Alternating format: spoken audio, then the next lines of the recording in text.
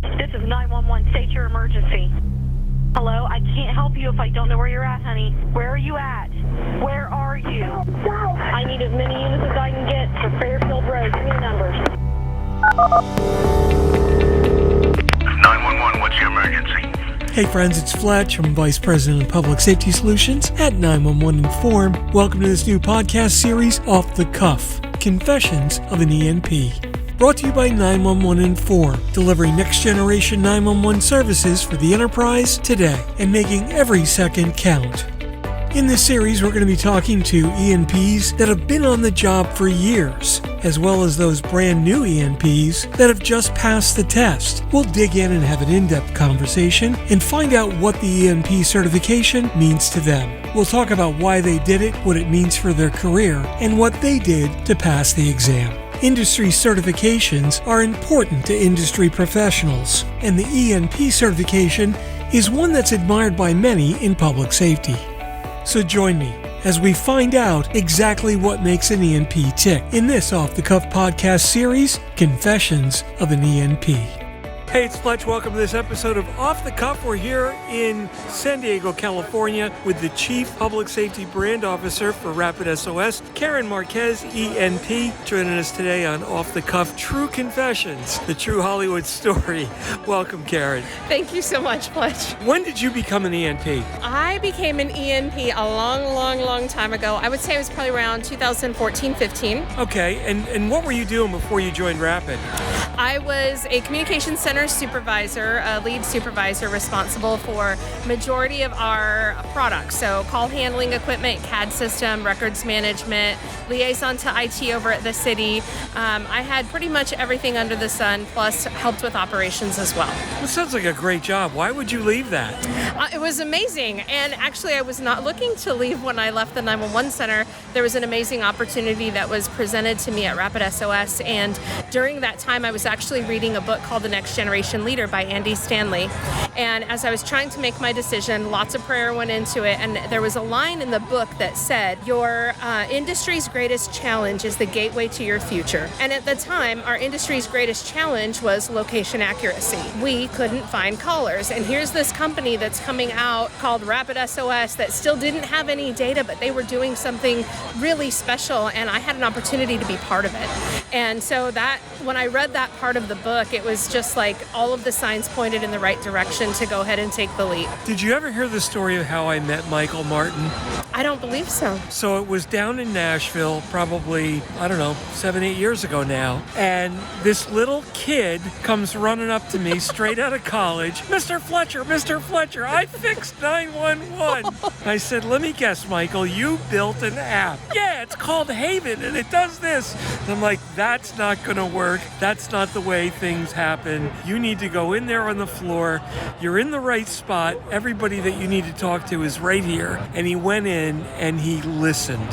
He talked to everybody and listened. And then he went back and he readjusted what he was doing. It took a couple of years to figure out and find his way. And then we're talking again at another conference. I got to figure out how to get people to use this service. And I said to him, Michael, you need to get your functionality into something that I'm already using. Yes. I'm not going to go load an app when I need it.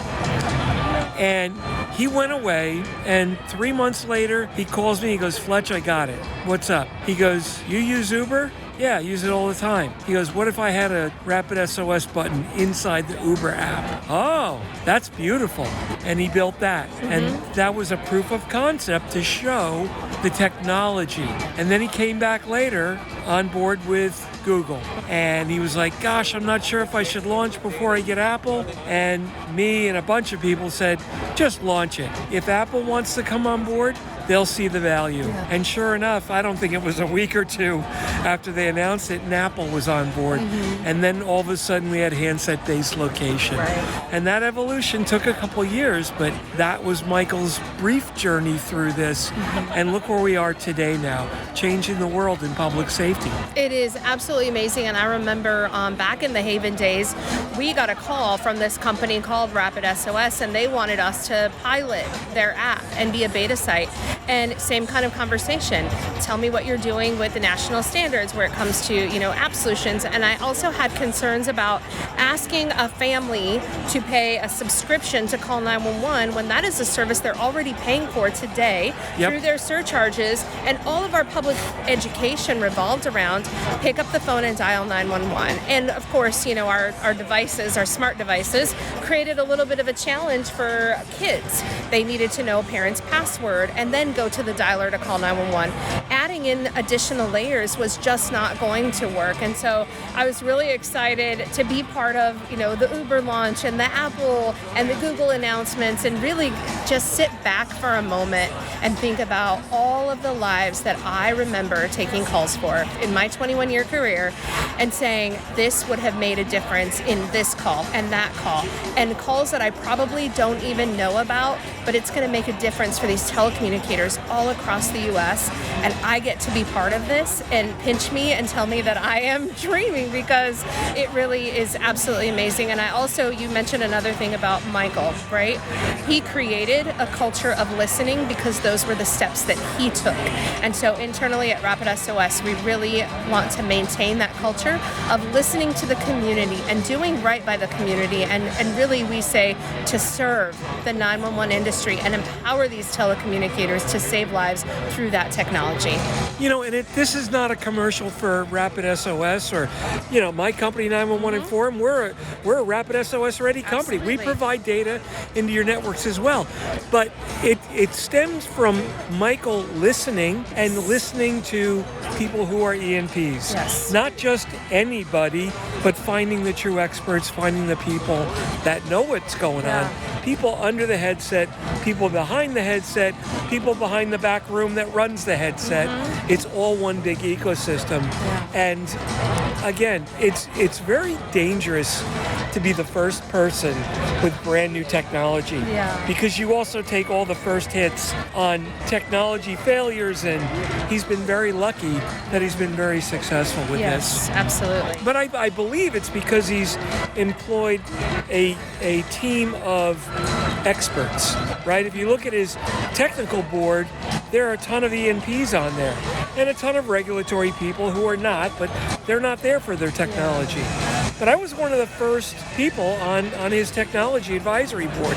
I always kid him. I'm like, I have one of the lowest employee numbers, even though I don't work for you. But again, this was what he built, and he tapped into this industry the right way. Because people who are ENPs have made it their career path. Yes.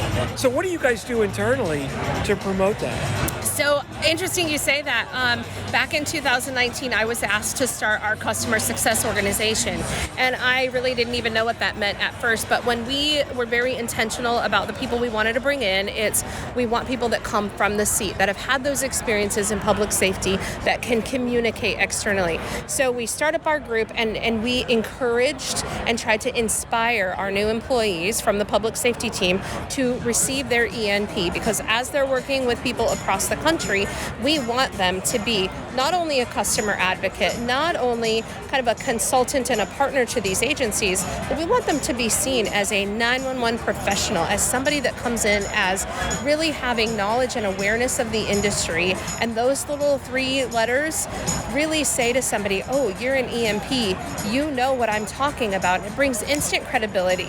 So it was exciting that as we grew the public safety team, new people would come in and say, it is my goal to receive my ENP. Wow. And then we had other folks, like from our data science team, that were ordering the book of knowledge so that they can take their ENP. They have never worked in 911 before, but it is important enough for them to want to understand our industry, because it is an industry that they're serving, and they want to be an ENP.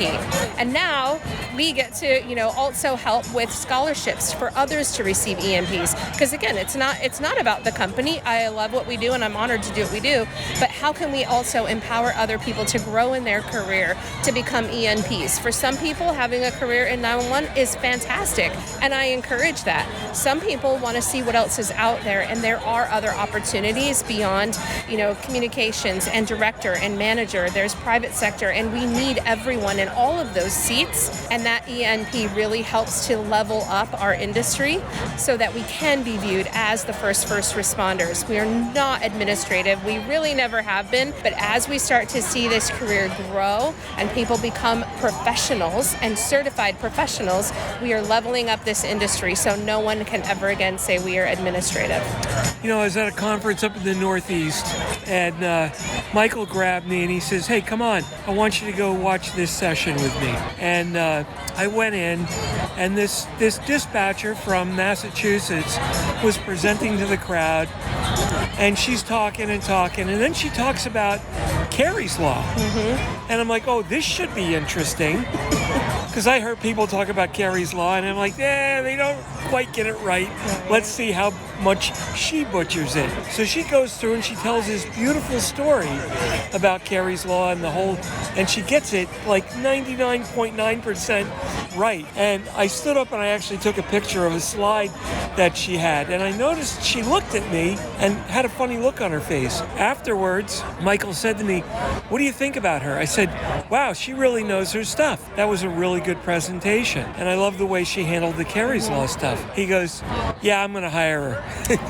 Yes. And you know exactly who that was. I know exactly who that was. So I went up to the podium, and I walked up to Tracy Eldridge, mm-hmm. and her jaw drops. She goes, "Oh my God, you're Mark Fletcher." And I said, "I have Hank Hunt on the phone, and I need for you to talk to him because I just told him I saw the best presentation on Carey's Law that I had not given," and they became good friends that day. Yes. And this has always been a great passion for her. Started working for you guys, now she's moved on. Yes. And here you guys are still supporting with scholarships. Absolutely. For the ENP program understudy group. Yes. And I think you guys are up to 3 scholarships? I thought we were about 10, maybe, but we also have other scholarship opportunities for in different places. each one of her sessions, I meant. Oh, okay, yes. Yeah, you guys have other scholarships that you do, which is great. And that's one of the great things. You guys give back to the industry. So that's one of the coolest things. Because if you don't give back, right, what's the sense of it? Well, the industry has given us so much. We are going to give back because that's what we will do. We will partner with this industry, and we're going to, make changes together. It's not about doing anything one side or the other. It's about going all in together and doing what is right for our communities all across the U.S. and eventually globally, right? Absolutely. We want to save lives, and we want to empower telecommunicators and help them in their career path and their career growth, because that's how they're going to serve better, right? Absolutely. So way back when you took your ENP exam, what did you do to study? What were some of the things that got you through? So Colorado, that's where I'm from. I'm a Denver, Colorado native, had a study group, and it was led by Monica Million and in partnership with the folks at Mission Critical Partners. And so I went and attended in-person study group sessions, and I had my book, and I'm an old school dispatcher, so I created flashcards, and I had them bound by a little ring, and I would go through my note cards, and I would memorize and study. And at the time, because I was also involved with our CAD, call handling, logging order, I would work with my vendors, my industry partners, and ask them questions, teach me these things. I would go to my IT guys, my network guys, tell me what all of these things mean and how do the pieces and parts work together. I needed to understand when somebody pushes those 3 little buttons on their phone to call 911, how does it actually get to me? And I can be a little bit of a nerd too, so I like to geek out sometimes. How does it get to me? And what happens in that little magical network? And now in this magical cloud that's somewhere, I look up and say, there's the cloud. But really wanting to understand exactly where do I fit in this whole scheme of 911, and how can I even be part of making it better? And so all of those things, working with industry partners, working with my IT folks, asking questions, study, freaking out for a moment, and then taking the test. Were you afraid when you went in to take the test? Yes, I was afraid.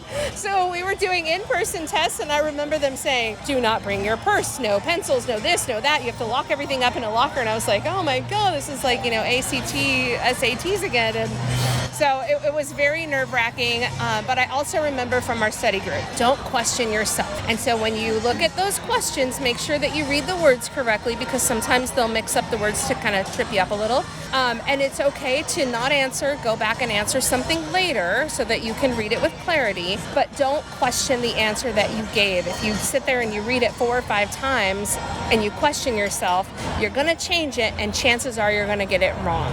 You know the answers, read the words, and then just make your choice, and you will do just fine. And I did.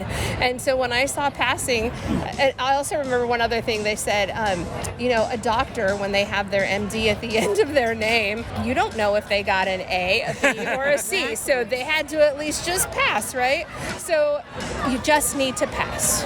And so it took kind of that stress away from focusing on, I need to get 100% or 99%, and give myself anxiety that I just needed to pass, and passing is okay. There you go. Yeah. And here you are as an ENP. With a few recerts under my belt. Nice. Now, do you recert through points, or do you sit for the exam again? I've recerted through points. Okay. Yeah.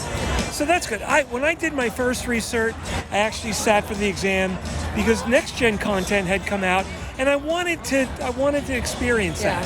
And then I was on the NIB after that, where I get to write the questions. Right. So I can't take the test now, but I get to write all the confusing answers. So I'm the guy you come after. I missed this one question, Fletch. Thanks so much for what you do, and thanks to your company for really providing a service and changing the world.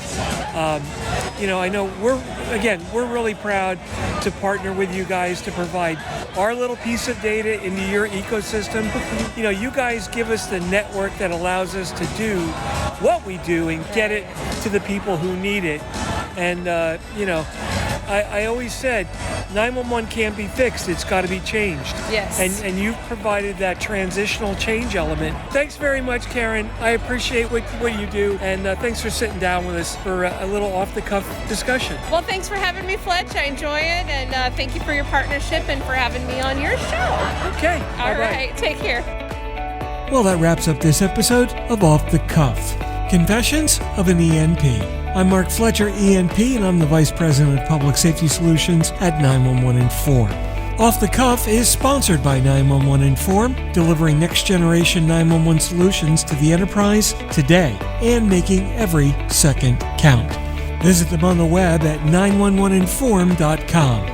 Remember, you can follow me on Twitter at Fletch911. Check out all my blogs and podcasts at Fletch.tv. And be sure to like and subscribe below. That way you'll be immediately notified whenever a new podcast is published. Thanks so much for listening. If you're in public safety, thanks for what you do. Take care and have a great day.